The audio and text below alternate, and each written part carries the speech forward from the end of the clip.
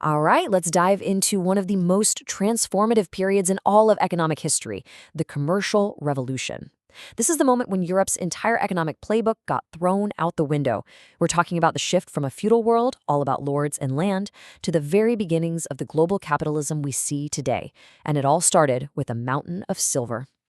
So it all boils down to this one kind of crazy question. How on earth did a mountain stuffed with silver in what is now Bolivia set off a chain reaction that would totally reshape European society, invent new ways of getting rich, and basically pave the way for the modern world? That's the story we're going to unpack. So the very first domino to fall was a literal flood of money. But we're not talking about a small economic stimulus here. This was a silver tsunami. And the old world was just not built to handle it.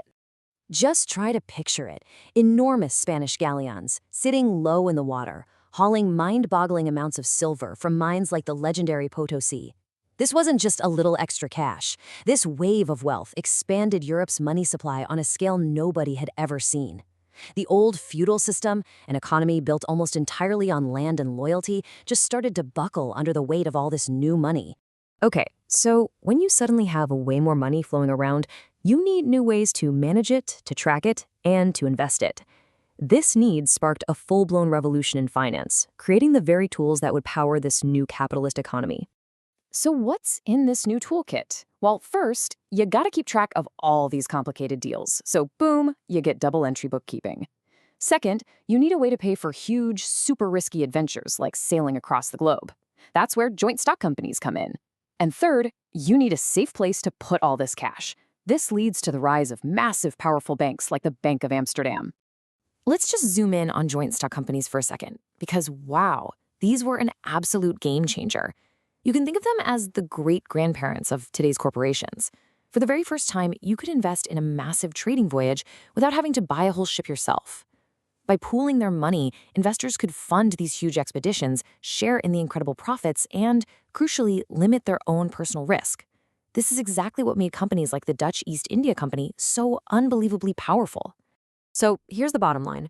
Power wasn't just about how much land you owned anymore. Suddenly, power was liquid. It was cash. It was capital.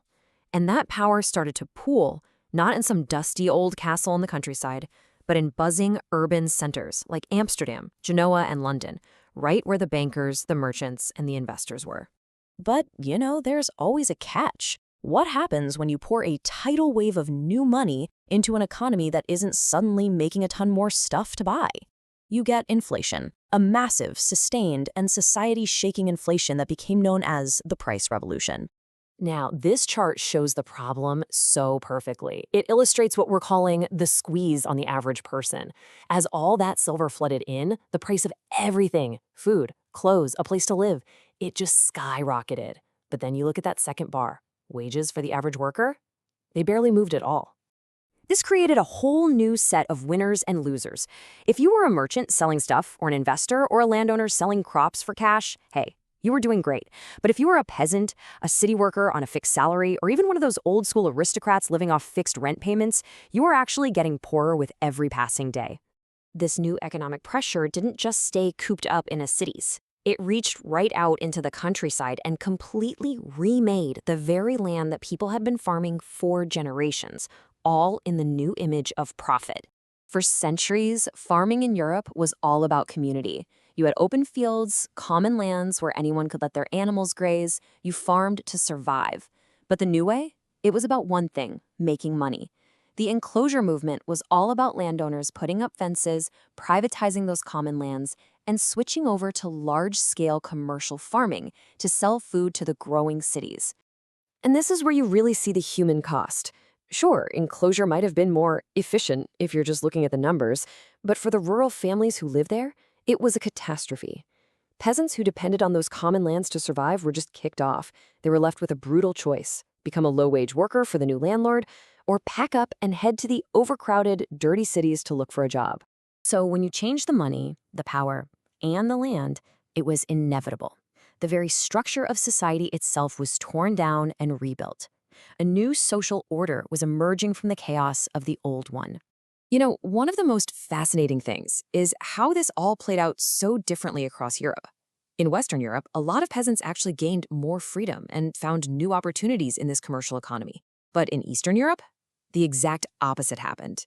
The nobles, desperate to keep their money coming in, just doubled down on the old oppressive system. They reinforced serfdom, which basically tied peasants to the land, and they crushed anyone who resisted. And at the top of this new society, a new kind of elite was showing up. Their power came from their bank accounts, not their family tree. In France, you had the nobles of the robe, basically rich lawyers and officials who just bought their way into the nobility. In Italy, you had powerful merchant princes who used their massive fortunes to grab political control. For pretty much everyone else, especially in those exploding cities, life was changing, and fast. The cities were crowded, they were unsanitary, and all this economic pressure even changed the family itself. People started getting married much later in life, waiting until they had enough money to support themselves. This European marriage pattern led to fewer kids, and the smaller, nuclear families started to become the new normal. So, we're left with this. The commercial revolution, no doubt, was the engine that built the modern global economy. It created unbelievable wealth and funded amazing innovations. But it also uprooted millions, concentrated wealth into fewer and fewer hands, and carved out new, deep divides between the haves and the have-nots. Which leaves us with one last question to chew on. Did this revolution, born from a mountain of silver, also build the very foundation for the economic inequality we are still wrestling with today?